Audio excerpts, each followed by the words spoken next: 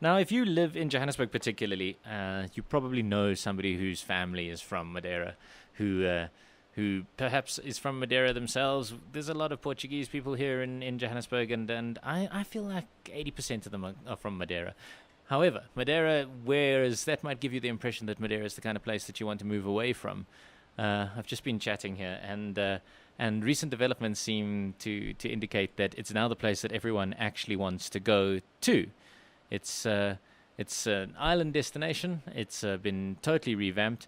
And to chat with me about it is Lydia Folli, who's the Chief Financial Officer from travel.co.za. Welcome, Lydia. Thanks, Warren.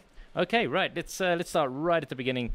You've been saying that there's, the last 13 years, you said you went 13 years ago, you went now recently, and it's a totally different island. Absolutely. I think the development around the island, the infrastructure has just opened up the island to you able to travel quite comfortably around the island. It is a self-drive destination.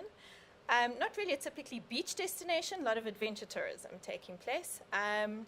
But from being able to comfortably go as a South African, everybody speaks English, signposted in English, restaurant menus you get in English, Portuguese, and German. So their main focus and their main income generator is tourism. That's what they're all about. All right, but it is a Portuguese island, has been one since about the 1400s, as far as I'm aware. So there's Portuguese culture there, is that correct? Right? It's one of those happy accidents where a storm drove the explorers and they hit Madeira. That's how it was found. So yes, it is a Portuguese colony, and it does have its own government though. But euro is used throughout, and the only challenge we have is that there's no direct flights into Madeira. It is an island, quite small, so the airport's small. So you have to fly onto the mainland, be it Portugal, London, you can fly out of Germany, you can fly out of Spain. Right. Quite a lot of flights in. So it is a long-haul destination for South Africans, but a very comfortable place to be on holiday. Okay, so what do people do when they get to Madeira? I think first of all, the climate varies between wintertime, it gets to about 20, summertime it gets no hotter than 30, 31 at the most, so very temperate climate. Obviously it is in the Atlantic Sea. It's a volcanic island, so not a lot of beaches, but lots of natural pools and rock falls, which have developed pools around them, so quite a lot of hiking taking place.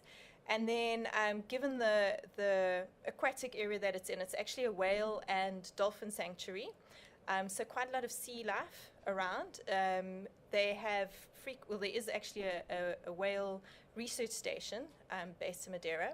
Diving takes place, and then one of the key, I think, attractions is that when it was first found by the Portuguese in the 1400s, all the water falls right at the top of the island, and towards the bottom of the island, they would never get to water. So they built what's known as lavadas, which is a series of streams. And they're probably very in depth between, I'd say, from half a meter to a meter deep. But they've got wide basins on the side, so you actually do a walk all the way down the mountain as you head down. And it's quite a safe hike because you don't need a lot of experience, you don't need fancy gear, because it's literally pebble paved all the way down. So you can go on a half a day hike, you can go on 2-day hikes if that's your thing. I'm not a big adventurer, but even I'll go out and go for a half day walk. Okay, but it does sound like the kind of place that you should go. I mean, as an adventurer, you should go and do something a bit different. Apart from hiking, what are the other attractions? Obviously, Portuguese food. If you're a food lover, it's definitely, the variety of food that you get is amazing. A lot of fish, being a seaside island. Also the Portuguese traditional espetada, which is the cured meat on bay leaves and garlic. The Madeiran wine, so a couple of estates that you can go off and visit to see how the Madeiran wine or Madeira is made. And then it's also quite famous for its flowers. So because of the island is so green and tropical, flowers grow in the wild. So they have an annual flower festival, which is a 3-day festival. And when is that? It's always around the 1st of May, so just depending on the holidays, but May is usually the 1st of May is usually the middle day or one of the others. And they have it's actually, I think it's the second largest event that they have. The largest event being New Year's Eve, they have the largest fireworks display in the It's world. in the Guinness Book of Records. It is in the Guinness Book of Records. And what they do is the main city, Funchal, is based around a very big natural harbour. And a lot of the cruise liners dock there on the transatlantic routes, even throughout the year. But on Christmas, you'll have up to 6 or 7 cruise liners docked. Sure. And a lot of people also take boats out, and you actually watch the fireworks from the ocean over the harbour front. And that goes on for it's a 3-hour fireworks display. Okay. And it is quite magnificent to see. I mean, the city's awake until 6 o'clock in the morning. Good. Okay. So how would you advise people to travel there? What should they be looking for? What kind of accommodation options are available? It's actually, given that the island's opened up, you've got a huge variety now. A lot of private B&Bs have opened up around the various parts of the island. So in the main city, you'll find all the traditional international hotels. So you'll have anything from your top-class 5-star Reed's Hotel, which is where Winston Churchill wrote memoirs and painted, right down to your backpackers' lodges. And that's all really in the city. When you go out into the smaller villages, a lot of people have converted homes into B&Bs, and I think that's probably the most affordable accommodation. Right. And also the greatest exposure is actually getting into the countryside. And they're used to having tourists around. So everybody is a tour guide. Okay. You know, you practically living in someone's home, and they'll tell you exactly where to go, the local places to eat.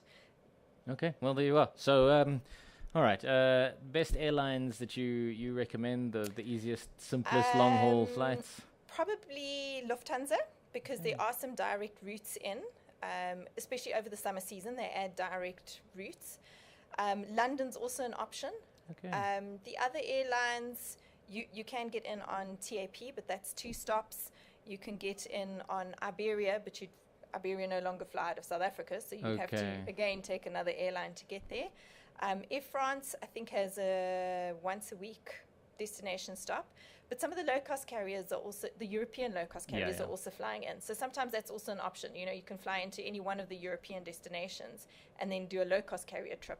So maybe it's an add-on for if you're going somewhere like London or Portugal or Spain already. Then I mean, for those who have a little bit more cash in their wallets, you can get there by boat. Okay. You catch one of the cruise liners on the transatlantic, so you'll spend 2 days at sea, hop off in Madeira, and then you can fly your way back. Okay, and particularly at New Year's, as you say, that sounds like an attractive option. It is a fantastic option. Okay, good. Do South Africans need visas? I'm guessing a Schengen visa of some kind. So Schengen visas are required, being part of the EU. But I think the Portuguese visas are relatively easy to get. I don't think they're quite as complicated as some of the other countries. Right. Okay. All right. Well, that sounds relatively good. How do we get hold of you if you've got any questions about Madeira? Well, you can obviously find us on our website, travel.co.za. Alternatively, you can call us on 0861 MyTrav, or you can email us on holidays@travel.co.za. Good. Are you on Twitter and Facebook and things just as an internet radio station? On all of those. Okay, so look for travel.co.za on Twitter, on Facebook, and you guys will actually answer them, though. Yes. Not like Telcom and ignore me. Okay, that's fantastic. Thank you very much, Lydia. Pleasure. Well, there you are. Thank you for the opportunity. So if you haven't thought about Madeira as an island destination, there's your opportunity to do something a little bit different, particularly if you're into your hiking or your adventure or your food, which I think we all are. Espretada and Madeira wines, why not? It sounds like a good way to spend a day.